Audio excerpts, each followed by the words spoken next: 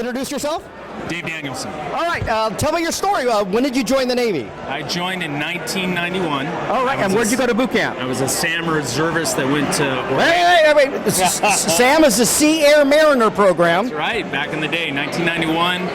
Joined up as a SAM reservist, as an AW, rescue swimmer. And flash forward to fives, I cross-rated to corpsman.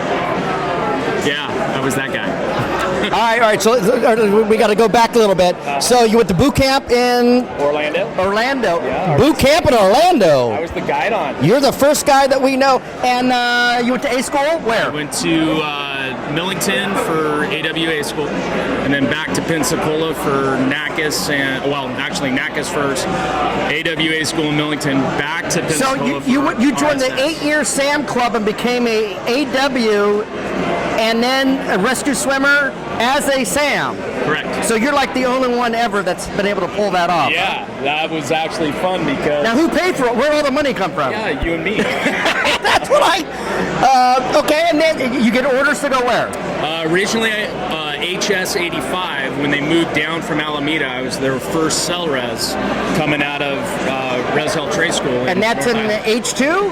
No, H3s. H3s. H3 Sea Kings, yeah. And okay, so Alameda, and then they went down to North Island? They came down to North Island. I checked on board as their first cell res, and we were doing about a year's worth of ASW, and then we started the weapons recovery, target torpedo recovery. With the baskets? Yep, yeah. Go out to San Clemente and all that? Correct. Okay. Without getting any, I don't want to get into too much classified stuff, but we're going to talk some other okay, and then what happened? So on the outside, I started working as an EMT. All right, so cell res. So this whole time you're working for like AMR or what? I was up in Dana Point for a company that no longer is there, Caroline, California. Okay. And they got bought by AMR. Actually, Medtrans, then AMR. And it was about 1996. And you're transporting all the patients for Orange County Fire? Orange County Fire out of San Clemente and Dana Point. Okay. Yeah. And how long did you do that for? Until 1996, and I went to paramedic school up at Daniel Freeman in LA. Now, who paid for that? I did. Guys, we're talking big bucks. Yeah. So, first paramedic job was up in Pismo Beach, and that's when I affiliated with... That's San Luis Obispo County? San Luis Obispo, yeah. Got on board with Pismo Fire Department, and then I affiliated with HCS-5 out of Point Mugu in 1997. Okay, so a little break. Mm-hmm. Then what happened? I checked into air operations with Senior Chief Thor Watson. You're an AW still, right? Uh-huh. And he basically, both him and Jeff Gillespie, who was the LPO, said, "What the hell is an AW doing here?" Right. And little kind of questionable story, but I helped them out with their next SAR evaluation. Oh, and they seemed to like me at that point. There you go. So little collateral duty, and it worked. Yeah. Then what happened? So after I checked on board with HCS-5, 2001, I got hired with Los Angeles Fire Department. All right, LA City Fire, and did you claim you're Indian or what? Yeah, right. No. I mean, you're not Caucasian. We still had the residency requirement, so I rented a studio in the Valley and claimed residence, and they brought me on board. I was actually an emergency appointment. This is what year? 2001. 2001. And 9/11 hadn't happened yet. No. Okay. Which class were you? Whatever. No. All right. So, and you do your probation where? So I was my first year as a single function medic out at 94s off of Crenshaw and King. And so lots of gunshot. A lot of gunshot. That was about the time Suge Knight. And everyone goes to MLK or what? About that time was when Suge Knight was out of prison. Oh, and nice. they re-racked everything. All the rolling 40s were getting your chain of command back in order. And then you got wheeled off probation where? Then I classed up with the Fire Academy and became dual function at that point. Oh. And spent time at 46s was my second house. Where's 46? That's off of... where are you? That's South Central LA as well, so it's like two stations over from 94s and all. And then then we got mobilized at that point, 2003. So mobilized for OIF3. Yep. Yeah. Correct. So, and didn't go to my third house until I came back from Iraq. So I was gone for a year, came back, finished probation at TENS, which is downtown Los Angeles, and then from that, did 22 years on the job. Yeah, TENS is probably okay in 94, 95, 96, right? That area was not as bad as it is now. No, you know, they had just started regentrifying and building all the lofts down there. So it was great on the weekends because it was like, you know, downtown. You know, it was a ghost town, you know, but now that people are living there. Yeah. So I don't go too far ahead. So you're at TENS till, so you're still in HCS-5. Correct. And you're at TENS, and then what happened? Where did you go? After I did you stay there? I stayed there until probation ended, and then we mobilized for our second tour.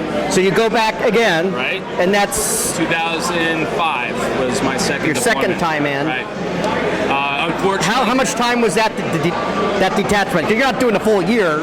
No, we all average about 8 to 9 months. Okay, yeah. And then you come back.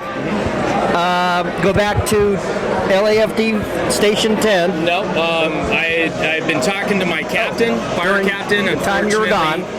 Tom Dowling was his name, and unfortunately he passed away. And our crew went off and did different things, so I got assigned out to 88s out in the valley. It's our big urban search and rescue. That's Sepulveda by the 101, the Magic Castle golf course. That's right. That's right. The miniature golf. All those balls flying into our yard. So, were you part of that urban detachment? Yeah, you were. I got USAR trained there, and then became part of California Task Force 1. Right on. As a FEMA. So you that contingency that does the USAR goes all over the place? Yeah. So AD and all that. I functioned as a medical specialist, and then also was a rescue technician. Okay. Yeah. Wow. Yeah. Wow. So, are you currently at 88? No, I retired last June. Right. Is that tier 5, right? 5. With how many good years? 22 years. Okay, and he retired early just because. Unfortunately. Well, you don't have to tell me why. Well, he's in the city of Los Angeles, folks. No, I moved. Well, I'm dumb enough that I still live there. Yeah. No, unfortunately, in 2010, I came back from my third deployment. Okay. At that time, I was with HSC-85. I was now their medical. Right. Because they switched around. We switched over. Okay. So I was their medical LCPO at that point, and I got tapped on the shoulder by CNAF, Corps Surgeon, to be the med chief for the 2515th Naval Air Ambulance Detachment. Okay. I know you had told me that you had changed your rate. Yeah. And when is that when that happened? So that happened in 03, and here's another awesome story. In 03, I went out as an AW2 gunner, crew chief. As an 8215. Right. SEAL Team 5 was our main customer. The LCPO at the time knew my background as a medic. Right. We were running a lot of his guys up in LA to get patient contact time as pre-deployment workup. So he knew I was capable, wanted to keep his corpsman on the deck, and we had a medical asset on the berth, right? I'm like, oh, hell no, I'm your gunner. Right. Nope, you're doing both. Right. So because of that experience, they offered to endorse a cross-rate package. It went all the way up chain and got accepted, and in theater, ViewMed approved to cross-rate me to corpsman. Never went to Corps school. Well, you didn't have to, really. But it's a requirement. Is it? Yes. So some vice admiral signed off on it. Yes. And what's awesome is I've got a single action air medal that by the time it went through on this one mission we did, by the time it went through and got signed off, I was an HM. And it's clearly stating HM2 Danielson as a door gunner. No Geneva Convention violation. Geneva Convention. It was awesome. All right, so you retired at, you said when? I retired. The city fire department. From the city last June. And you retired from the military. 2017. How many good years did you have in the military? I had a total of 6 years active combined with deployment, and then total 22 with solo. So 22 is your lucky number for both jobs. Yeah. Well, I'm the same way. 22! Woohoo! awesome. All right, so what else is going on? So what are you doing now? So the last 5 years on LAFD, I built our drone program. Essentially took in-off NATOPS and called it LAFD ATOPS. Right. Yeah. So we built out our drone program, and then I got offered a position with NIST, the National Institute of Standards and Technology. It's part of Department of Commerce. We developed aerial test method, training methods for public safety. So I go around once a month. Really? Yeah, and I train public safety. What's the name of? You're a federal employee. Yeah. Well, no, I'm actually grant funded. I'm on faculty with Johns Hopkins. That's how you do that. Yeah. Wow. So they gave me a travel fund. So how long will you be? You'll do that till? Whenever. As long as you're having fun. And you said you moved. So where's home?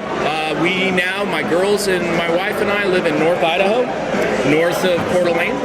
We're building a nice little family ranch up there, and it's beautiful. It's gorgeous.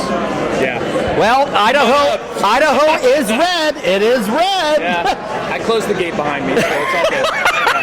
All right, that's a great story. And here's another overachiever, military and LA City Fire Department. And, it's a great example. All right. All right, so our last discussion, while we were getting some tacos, you had mentioned, hey, I'm LA City Fire, and I work for LAPD on their SWAT team. So tell me that story. Well, no, they kept us well aware we weren't SWAT. But one of the great things that I was able to do working with a team of 6 members on LAFD after the TSA shooting in 2013 in LAX, we formed up our tactical EMS program using firefighter paramedics supporting LAPD SWAT directly. So it gave us the opportunity of trained members to be able to start working in a hot zone. Right. That's where that all came from. My experience as SAR MedTech here at HCS-5, along with the other individuals, we had a former SEAL, PJ, a Ranger. All right, so PJ's is pararescue men for United States Air Force, and who was the other one? We had a SEAL medic with us. We also had a Ranger. Oh, Army Ranger. Yep. And all, and some other individuals with specialized backgrounds. So it was a great fit. And gunshot trauma. Yes. Right. So when dealing with the active shooter problem, as things were developing, we were able to get firefighters trained to start working in the hot zone, where LAPD SWAT was comfortable to have us, and it effectively gave us the opportunity to treat the patients, whether it was officer, whether it was victim, or even the suspect. They got immediate medical aid. Wow. Yeah. Unbelievable. So a lot of that is I would say comes directly from my experience here. Unbelievable. So those out there that are thinking about joining the military at 18 will change your life. That's right. And I owe the same thing. Yeah. I mean, it opens so many doors. So many doors, and then you realize that throughout whatever career you choose, you're going to draw back on that. See? Yeah. And don't forget to get a pension and VA benefits and all kinds of stuff. And they give you cool uniforms.